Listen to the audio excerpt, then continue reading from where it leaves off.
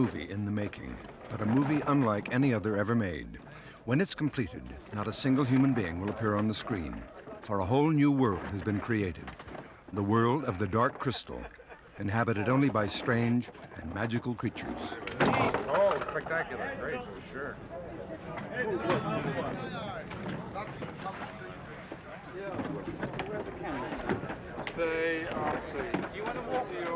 After 5 years' work, the movie is nearing completion on the back lot of Elstree Studios, England.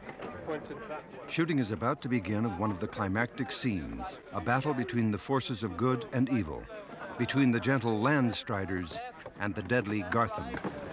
And then hit. And then I come back, over. And then side. Hi, Mum.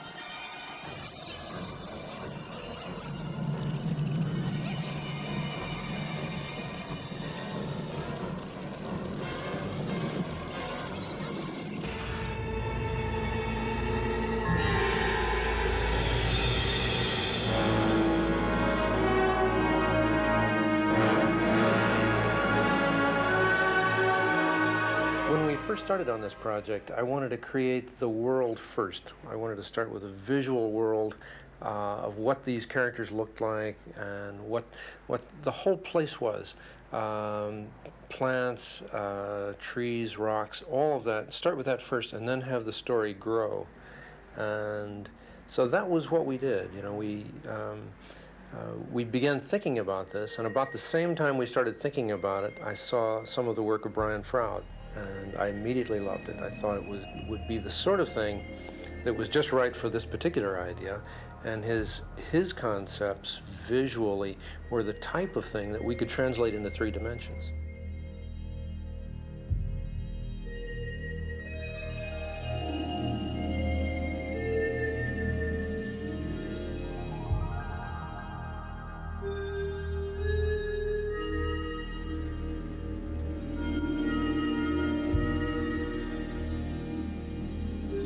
One of the things that attracted me to it was I felt that these particular creatures that he designed, they were the sort of thing that would easily become a living, breathing creature. And so with that in mind, I went to see Brian.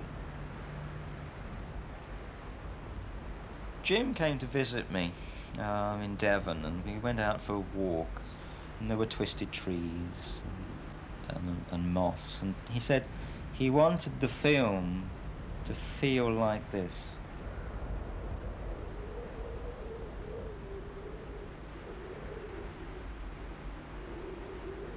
Jim wanted a rich, organic feeling to the whole film. It's reflected in some of the landscape that surrounds me in Dartmoor.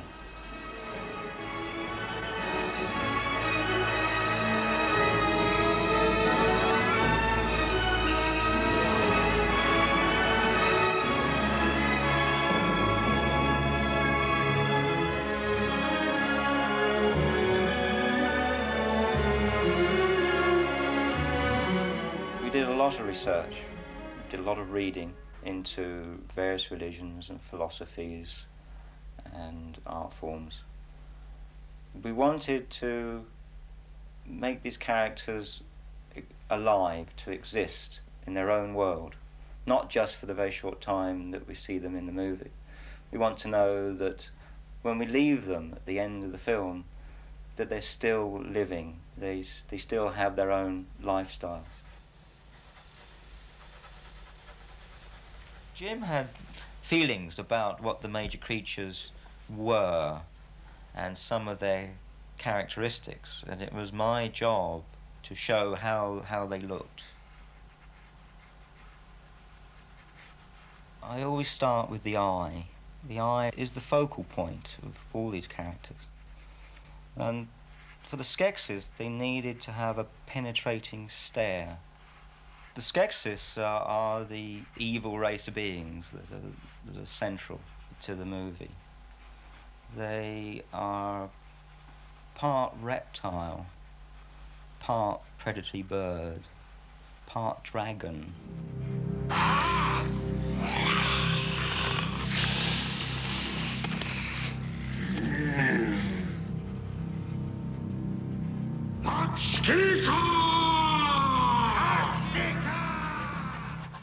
The mystics were a gentle race of beings that brought up Jen, the Gelfling. They're partly old wizard, partly some sort of a strange animal.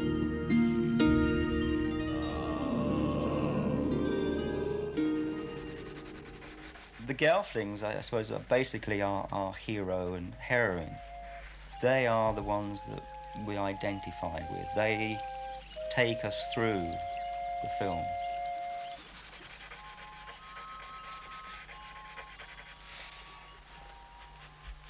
We originally conceived the pod people as being very much part of the earth itself. So we based them literally on potatoes. I'm used to being the master of a world that I create on the flat page. It's sometimes been difficult to create a world for somebody else, to try to make the visions coincide. I think we have. I think it's been very successful. Brian first came to New York and joined a group which at that time was quite small. I think we were somewhere between 6 and 8 people who had first started to play with some ideas and working from some of his early sketches and illustrations. We would take these character sketches to our sculptors, our designers, and they would start building this thing in 3 dimensions. And they would work with it for a while and get it to the point where we could actually operate it as a puppet. And then, on the other hand, we sometimes would start with a way of operating something, the way a character would be moved and so forth. And we would take that and show that to Brian and say, this is the kind of thing, this is how it moves. Would you design it and show us what it looks like? And so then he would turn that into an animal or a creature or whatever.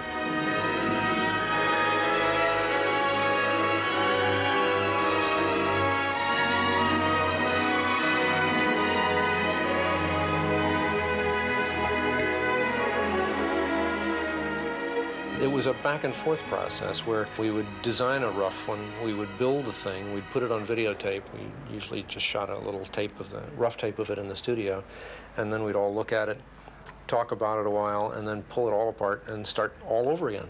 And so the final characters that are on film now in the Dark Crystal are many generations down. They've been built and rebuilt and changed and shifted, and so each character is the result of sort of many generations of growth.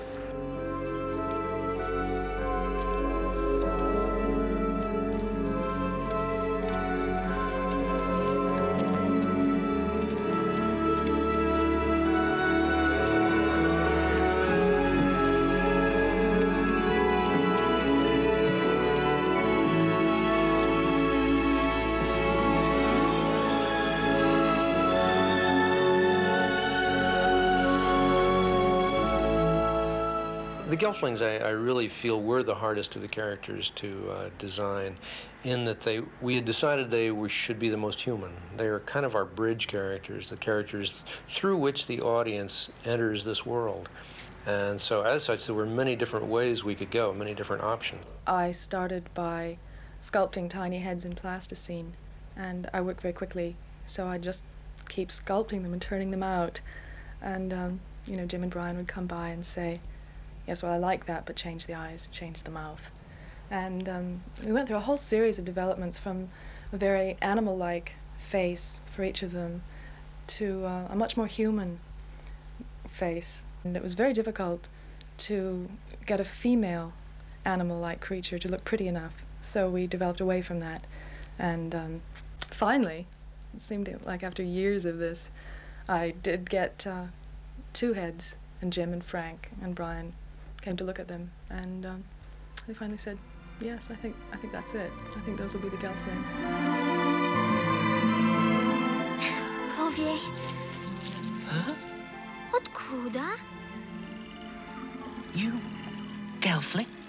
Like me? Well, yes. But I thought I was the only one. I thought I was. The Gelflings are a good example of early creature development that was carried out by all of the creature groups prior to the development of the story, which is just the reverse of what normally is done in a film. Out of the creature development grew a story that Jim had formulated and on into a screenplay by David Odell. The screenplay was then developed into an elaborate series of storyboards, several thousand actually, because in a film of this type, the visual look of the film has to be worked out so carefully in the storyboards, shot for shot, especially when you have restricted movement on the part of some of the creatures. So in a lot of cases, we did whole sequences of storyboards that were rejected and done over because of the movement couldn't be accomplished or some other technical difficulty, and it saved a lot of time during shooting. Yeah, the images in the shard have to be vertical because that's the kind of shape we're going into. Certainly not 3, and probably not 2. The shard also. The story of the Dark Crystal concerns a Gelfling whose name is Jen. He has lived with creatures called the Mystics, who are very gentle all his life, but he was orphaned, and they saved him, and now he's about to go on a quest. The Skeksis killed my mother and father. The story runs deeper than you know, and you are part of it. I don't understand. The Skeksis will vow to destroy you. For the prophecy says you must find the shard. The crystal shard. The crystal shard? To save our world, Gelfling, you must find the shard. The shard is the piece of the Dark Crystal. The shard was broken off 1,000 years ago, and he has to heal the crystal. That's essentially the story. It's a story of good and evil, of Jen's growth, of meeting a new world. The single most difficult thing in the Dark Crystal, I think, was the development of the creatures. They would have to carry the film. Once it was determined what the various types of creatures would look like, there was a lot of engineering work done to formulate all of the various moves. There was a lot of testing during the first year and a half of all aspects of movement, look, expression, even before we got to the point of the surface texture and detail of the costumes and the faces. All of the final textures that you see in the finished film were developed through this period. Once we developed the prototypes, there were many people that worked in the creature department assigned in design groups to a particular group of creatures. Working on the Skeksis, they're the nasties in the film. One of the characters is a Chamberlain, which was Frank's. He had a very definite idea when he came into it what he wanted. He wanted a really sleazy, unpleasant character that you definitely wouldn't trust. So he wanted him sculpted with a smile, but we thought it would be better to mechanize his smile so that he could drop the smile and frown when he wanted to and get the smile back again. Originally, when we first designed the Skeksis, I think one of the things we started with was the 7 deadly sins. And those became the basis of some of the characters, although we have 9 Skeksis. And so we used 2 deadly sins twice, or maybe we made up our own deadly sins, I'm not sure. Up your left hand, make sure it's doing something, not just that. I was doing the ritual master, who's sort of a high priest, very pompous, arrogant. And I enjoyed that. I think there's probably part of me that's that way, you know, so that kind of comes out while you're doing it. Good. The Gartham master that Dave Goles was doing is the general, military, strong, and Dave did wonderful things with him. Dave himself is such a funny performer. At the end of takes, very often the general would go off into something that was hysterical that of course we couldn't use in the film. Next thrill. The gourmet, Louise Gold, was performing. We've never known whether these Skeksis were male or female. We always kind of liked the idea of them being some uncomfortable mixture in between. But the designer is certainly the most feminine or effeminate of them, and he comes across that way. The creature design and fabrication was done in a unique way. Normally, a person designs something and it's executed by many others. In most of the cases here, the original designer would do his own clay sculpting, carry through to his own mold making, and even on to the finishing texture work, and in some cases, even his own costume sewing, with the help of many others, of course. He supervised the project right through from beginning to end, and it turned out to be much more satisfying for the individual designers and their entire team. In terms of making the puppets, we used so many of the different crafts.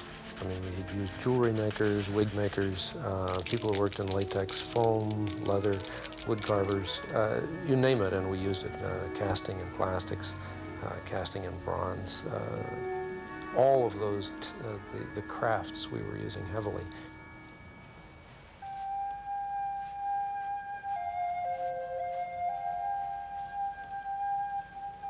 Most of the eyes were made of glass. We did a number of them of plastic, which we made and painted ourselves. But we went through many different test eyes to arrive at the correct one for each creature. The eye movement was created and operated in a variety of ways. Some of it was radio controlled, some was operated by cables. We usually had them going side to side. We usually built in a blink, widening and narrowing of the eye. So much of the personality is dependent on that, and you read the changes of emotion through the eyes.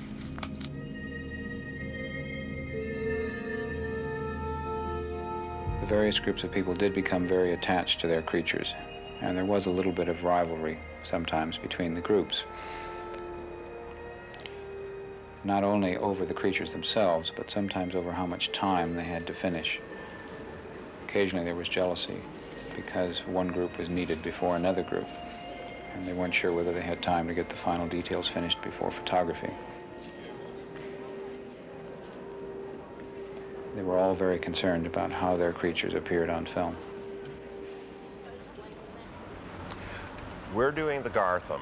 The Gartham are a large troop of bully soldiers that work with the evil creatures in this film.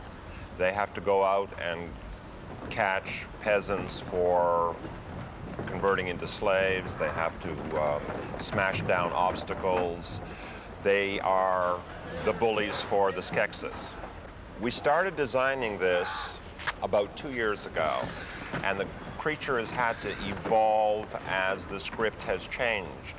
Well, since the Gartham is inspired by crustaceans, shell creatures, we've had to create very hard finishes, so we've used fiberglass a lot. The back shells have to articulate. We have hard arms that have to look like shells. They have to be non-defeatable by any other character in this film. The Gartham costumes were very heavy. I think they were about 70 pounds or so. And the performers couldn't walk around in them all the time. So at some point we had to build racks for them. So whenever they came off the set, we'd hook them up immediately. And so they'd get a breather.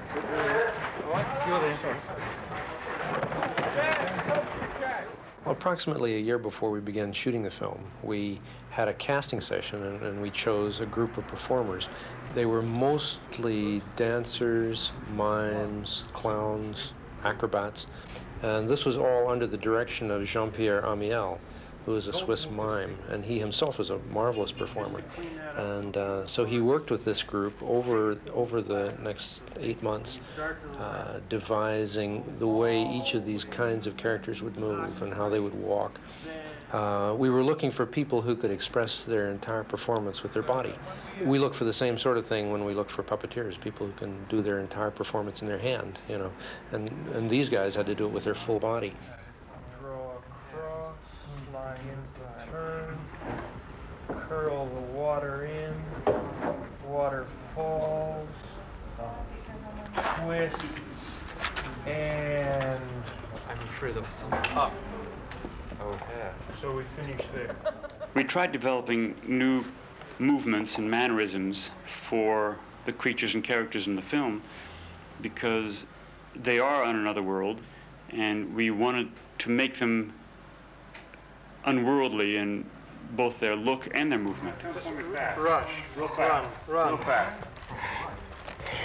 Okay. Now, are you in danger of tripping if you go too fast? You're not in danger of tripping on your own? Okay, let's turn around and go as fast as you can as an experiment, okay? See what happens without tripping, Karen.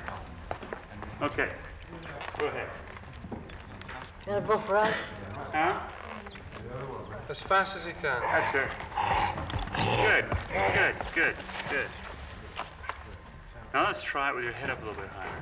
So it's not this, but it's that. Just see what it looks like.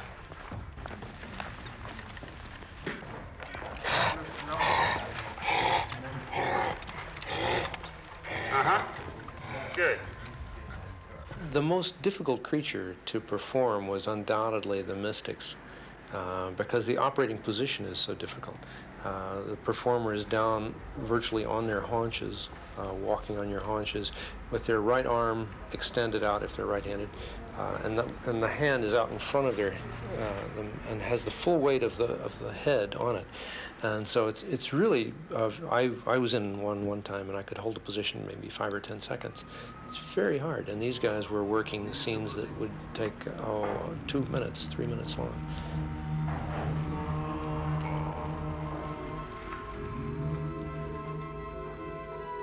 And here, far from the castle, the race of mystics came to live in a dream of peace. Their ways were the gentle ways of natural wizards. Yet now there are only 10, a dying race, numbly rehearsing the ancient ways in a blur of forgetfulness. But today, the ritual gives no comfort. Today, the wisest of the mystics lies dying. Today, they summon the one who must save them.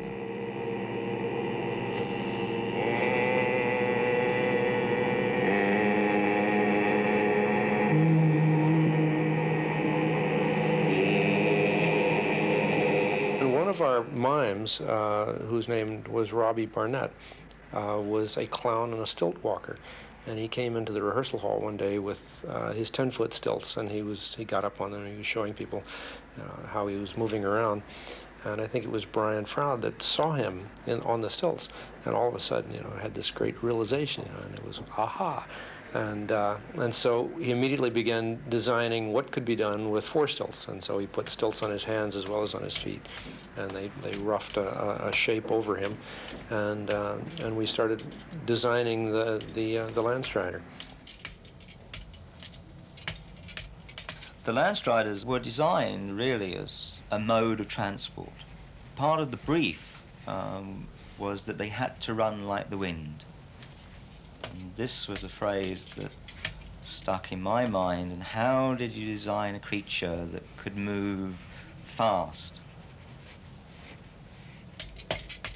We found that a man on stilts could cover a lot of ground with very little effort. And the moment was magical.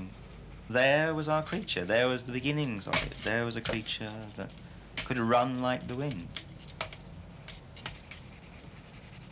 From the basic look of a man on stilts, we developed the Landstrider. It was a big problem to figure out how to put him totally inside of this body. And then, of course, once we got him inside the body, if he were to fall over, he would break his neck. So we had to always have a safety wire. So they're wearing a flying harness inside with a single wire going up. with this enormous crane, which had a great big arm that went out. But then they're supposed to be traveling very fast. And so in order to travel very fast, we had to have this wire travel fast above, and a pulley that ran above the Landstriders.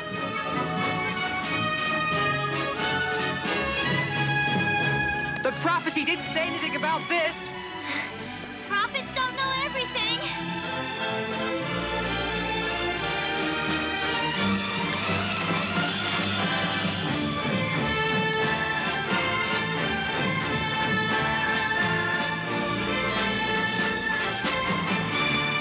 When you create an entire world, our world has all kinds of things in it already. There's a great, there's a wonderful texture and depth to this world, and if you went to photograph it, you would shoot the main action, but in the background there would be all of this other sort of edges of things and parts of life that you don't know about, but it indicates a whole depth that's there. And so in creating the world, we had to sort of create all of that depth from the beginning. And so we went into a great deal more work than we probably needed to in order to have thought out the history of all of the people and the buildings and the plants. In our original conception, we were looking for plants that were sort of halfway between plants and animals. And so we had animals that were rooted in one place, and we had plants that walked around, and we were looking for some interesting mixtures between the two. We had to work out all kinds of the background behind things, behind the visuals. We knew the landscape. We had maps of the landscape, and we knew what was over the mountain. The color schemes of all of these different areas and the different kinds of animals and plants that lived there. Very little of this ends up on the finished film, but we have to know it in order to believe this whole world, to get the entire thing working as a reality. And then even if we only show a small portion of it as part of this film, we're dealing with something that has substance.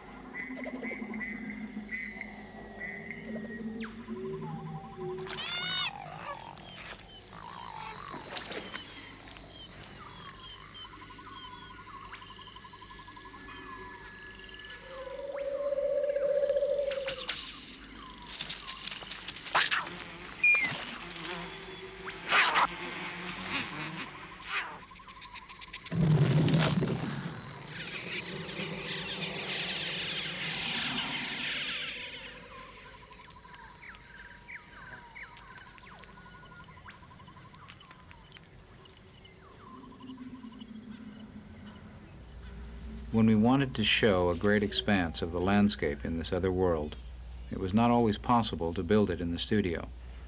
So we relied on one of the most effective special tricks of films, glass matte painting.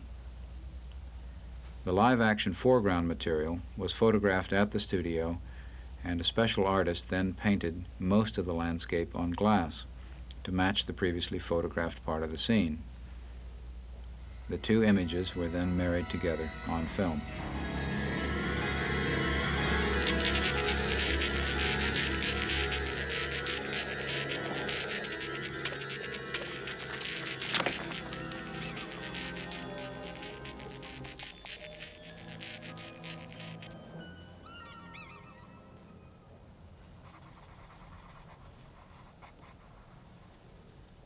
Brian Froud did all of the original sketches. He would rough out approximately what each area of the film would look like. Then it was Harry Lang's job. He was the production designer. It was his job to convert these rough sketches into plans that would be turned into scenery. Now, I know they're all in caves, and I wasn't sure whether the directors wanted outside the cave or inside. I've indicated it could be out. I think inside. It's all lovely, how to. Yes. So then Jim can take a look at it and say, well... Harry had a number of art directors under him, each of which would work on a particular area of the set. Behind that and coming out of that and going to a goblet or something.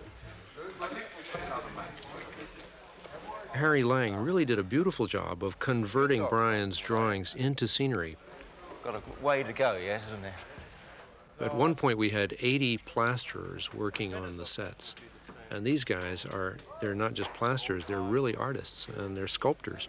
And the work that they did was just fantastic in making the stones look like real stone, like carved stone inside of the castle. The work in Mystic Valley, where they actually created this exterior look all in one large soundstage, was just fantastic.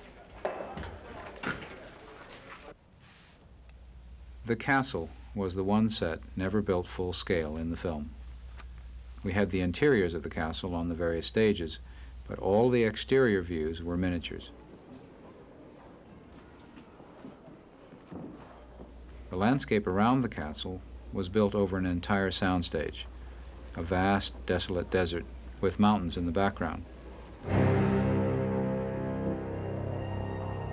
Then, with the right lighting and some smoke, the whole thing starts to come alive.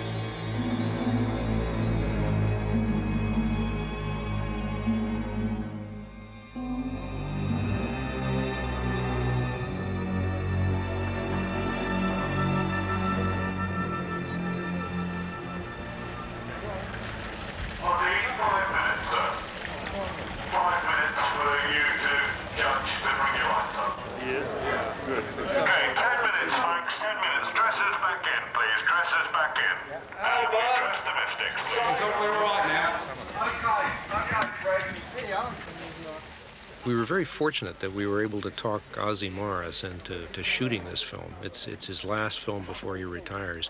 He's one of the great cinematographers in England.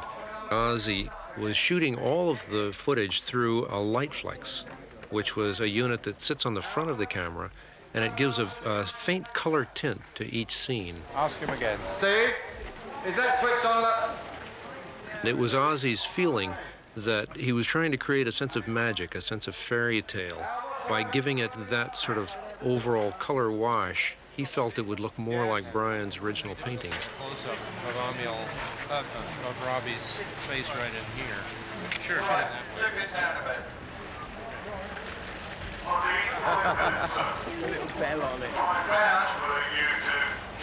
Well, straight into take two. When we cut on this one, we'll go back to number one and turn over without any conferences, etc., etc. Straight into take two. Right, here we go. Stand by, please. Dresses clear the set. Stalls go, please. Stalls go.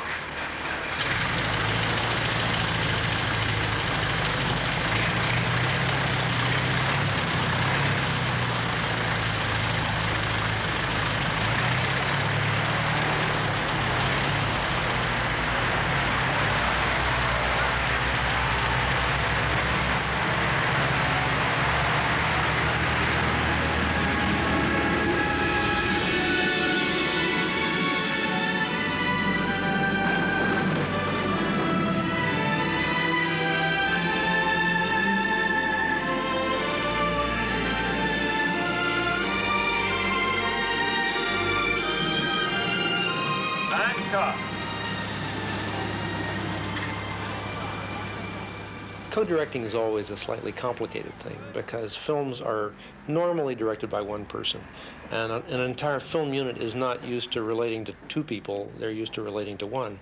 And so when Frank and I were directing, we had to kind of constantly make sure that we were staying in touch with each other, and if I said something to one person, Frank would know about it, and so that he wouldn't contradict me, or we would generally keep a unified front to the rest of the unit. Basically, in co-directing, we both did everything, but I think my own strength is in the visual. I like to compose camera shots and think about how the camera should move and that sort of thing, and I think Frank's strength is in character development, the personalities, the interactions, the dynamics of a scene. What's your chant? It's I don't think too many people could direct a movie together, but we know each other so well, and we know that we're after the main thrust we're after is a good movie. There's no real ego problems at all. It was essentially Jim's vision, but we both agreed on the overall concept. I believed in that vision, and except sometimes we disagreed like crazy, which is very good. I think that's very healthy. It helps the project.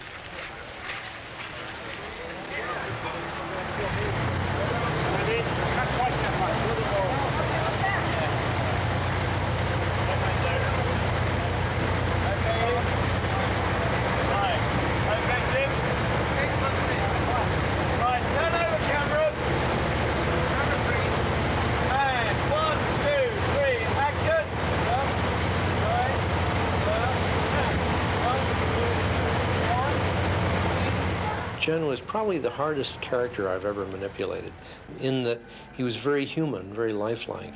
And so everything that I did with him had to be very subtle. And little tiny things, if it looked puppety, it would be a giveaway and we couldn't use it.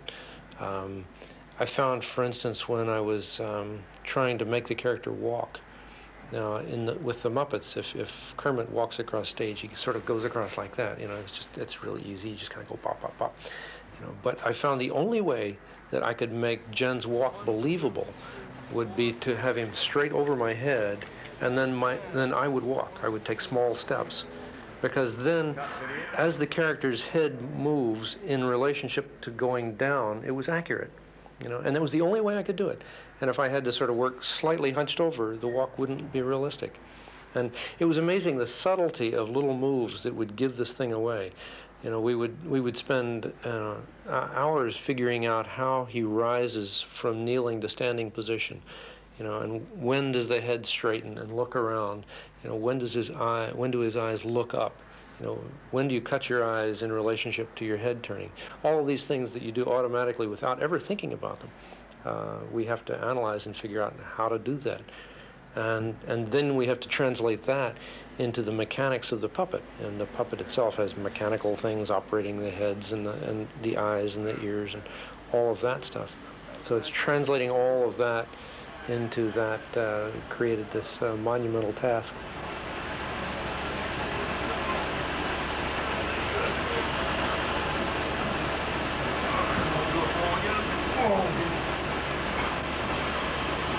Can you look down, Jim?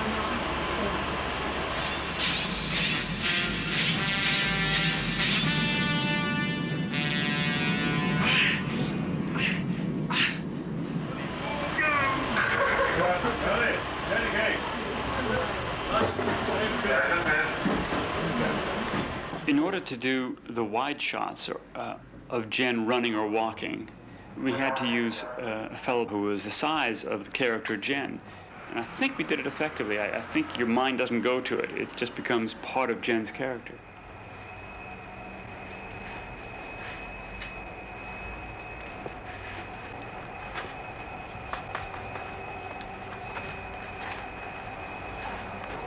Door.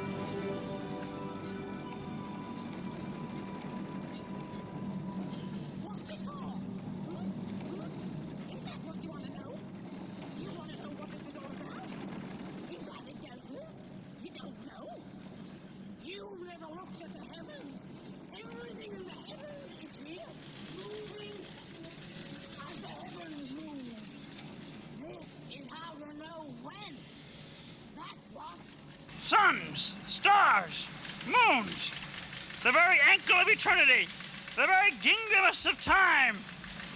How else would you know conjunctions?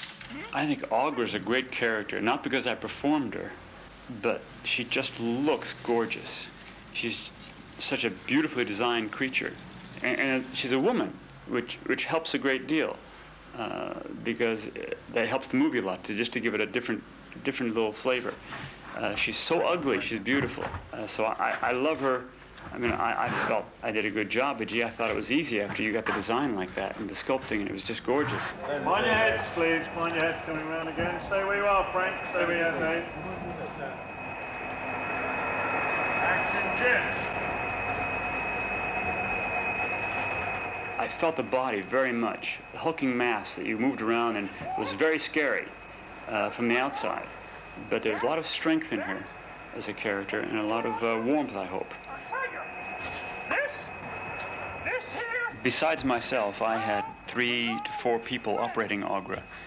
They did the eye mechanisms and the twitches, the rest of the body, some other features. So they were looking at their monitors, and I was looking at my monitor, and I had my microphone on, and I was talking to Jim and Dusty, our floor manager. Well, it got very complex. All this, and I haven't ducked yet. Please hurt me, I'm asking for it. With puppets, a puppet generally you're working symbolically. A puppet is a symbol of whatever you're trying to portray. And so therefore, if you have an evil character, it can look totally evil. It can be evil incarnate. If you have, as we did, sort of old, wise characters, they can be completely that. And you're not dealing with a live person, an actor who you are imagining in that role. And there is only the character himself. And so there's a kind of a purity to it. Also, I think one of the things that's nice about the Dark Crystal characters is changing the form of the creature. If you're going to go to a fantasy world, things there should not be like they are in this world. And so therefore we can have Skeksis, tall reptilian-looking creatures, characters with 4 arms, all of that. We have the ability, when you're starting from scratch, to design something in any way you want it to be. And a character can look like anything. Okay, because the reaction of him hitting that stone should be nice. Should be. See, we have to shoot all those reactions on you from over there. Keith, are we doing the bit where he's actually Great, well done, Kieran. You've got 2 very important shots to get today. Right. Right. Stay. Neil. Yeah, Buck Wilson, take 6 again. We'll call these out. Out you go, Mike. And 1, 2, 3, action.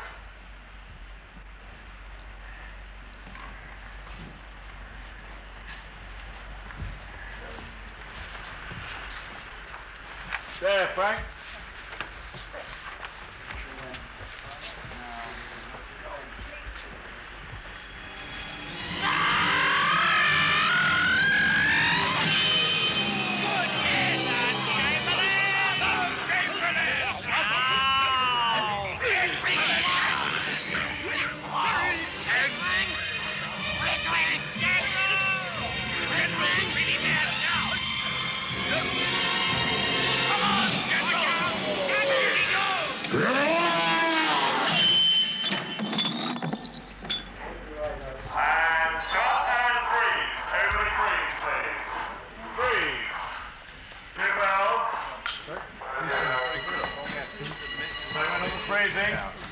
Relax, artist, thank you. Relax.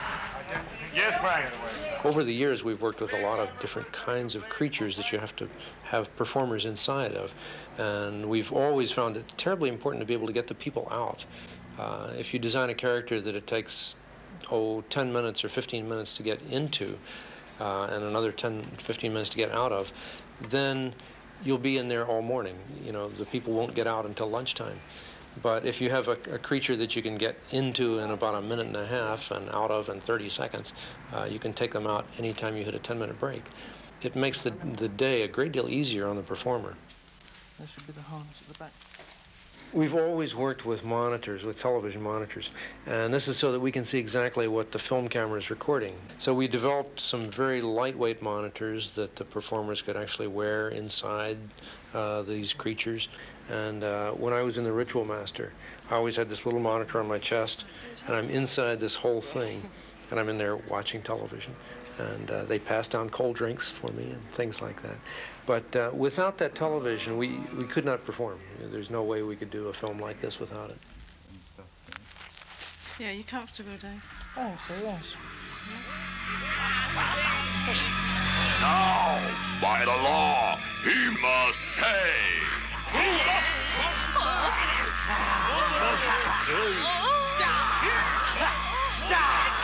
I love the scene where the Chamberlain is stripped. He loses the battle, and as a result, he's banished. And if you consider that all these Skeksis who have to strip him and banish him from the kingdom have, beside their own performers in them, they also have the 3 to 4 people, or 2 to 4 people.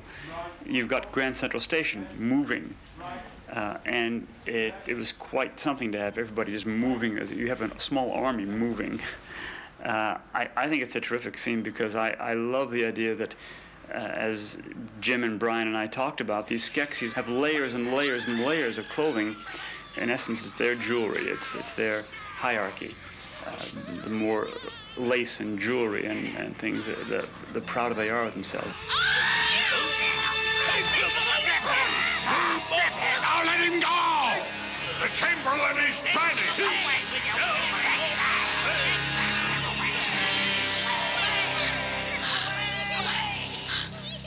I think that probably the biggest minus of working with non-human characters is the realization of how difficult getting anything on film is.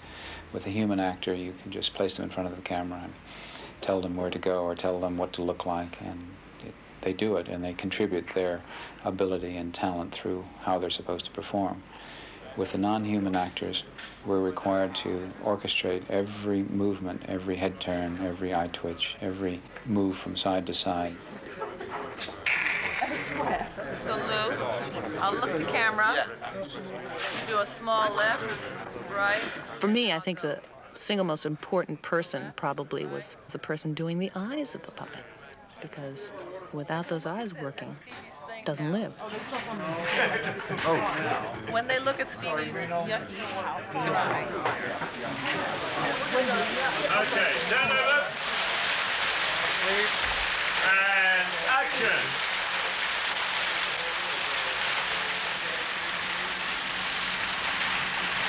Keep going, Abby Natasha, keep going.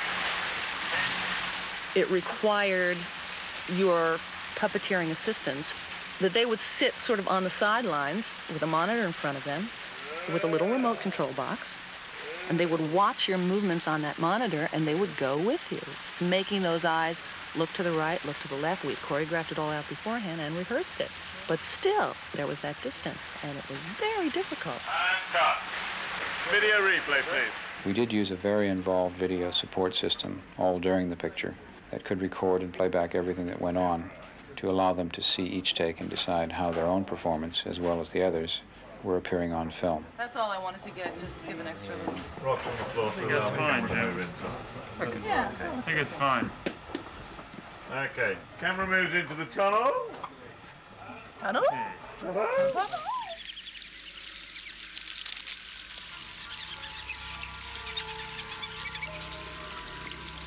Which way now? I want to go back. I smell death here. I know, but we have no choice. Skeksis! I knew you would come. Do not be afraid. I am here to help you, yes. Come, show them. Gelflings live with Skeksis together in peace. Please. Let go! Leave us alone! Show the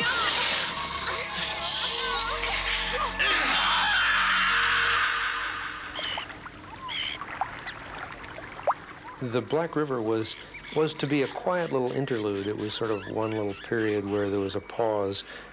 We needed to shoot at sunset, and so we went out there and shot in a very short period of time because you don't have long to shoot when you're shooting in the twilight. As we were operating the puppets and lying down in this flat-bottom boat with another boat sitting on top of that, which was the boat we were photographing, and the whole thing sort of goes slowly along with the lights on it. And it was quite a silly-looking operation.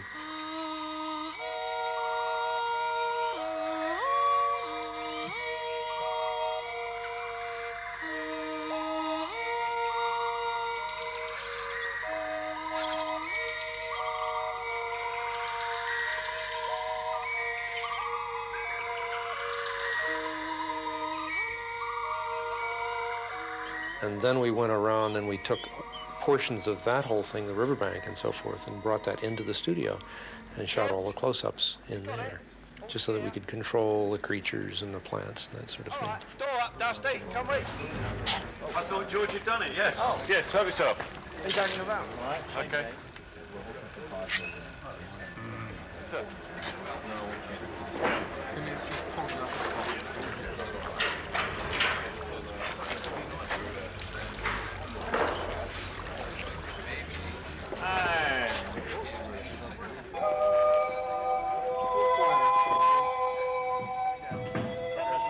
And action.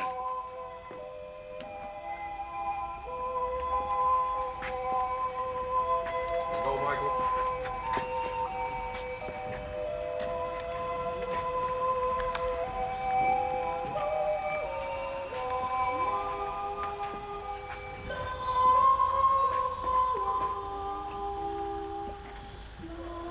Okay, Steve.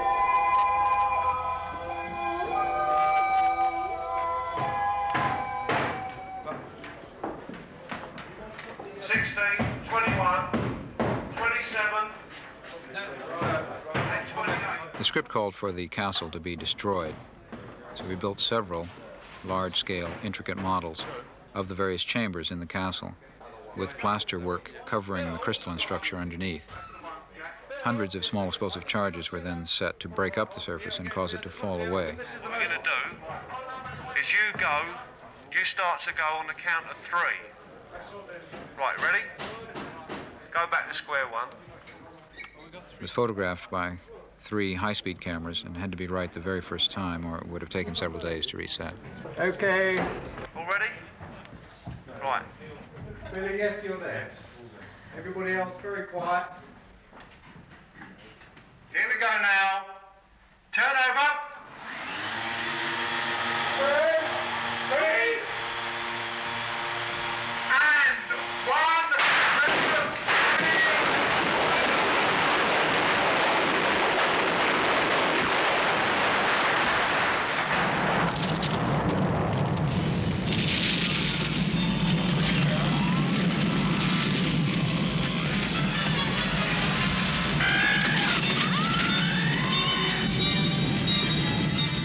Making a movie like The Dark Crystal is very difficult, but then any movie is difficult.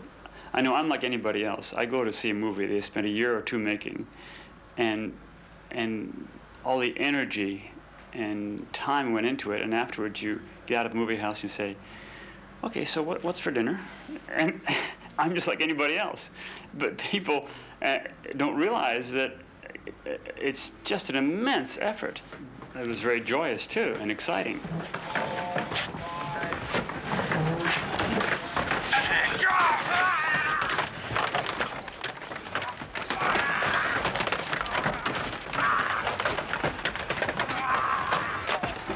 And 1, 2, 3, action! Biscuit!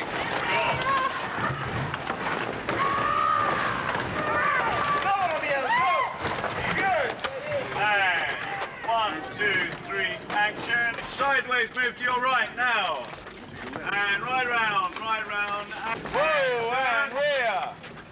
And clockwise, go. 1, 2, 3, now.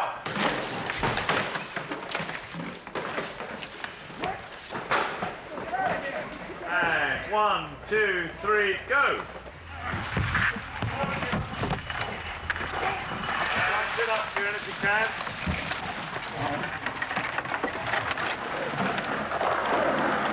And cut. I think I'm very satisfied with what happened, but there's still some things in here I wish were out there. But it's okay. I think I'm happy with it. Find the dolphin!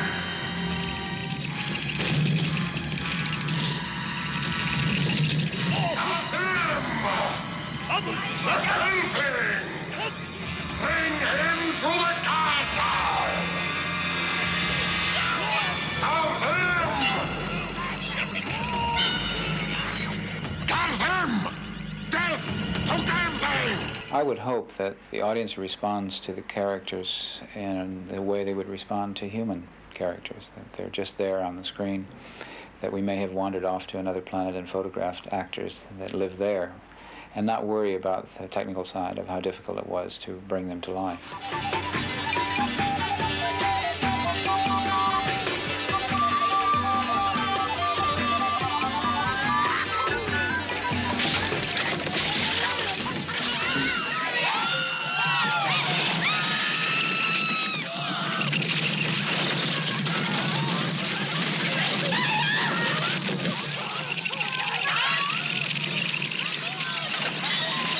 I like to think of Dark Crystal as sort of a work of art, and it feels to me like it is.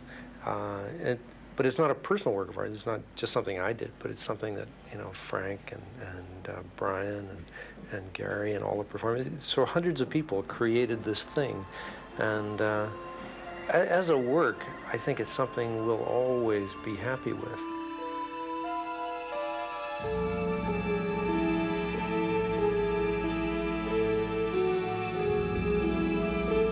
All in all, we spent over 5 years working on the film. It's probably the hardest thing that I've ever worked on.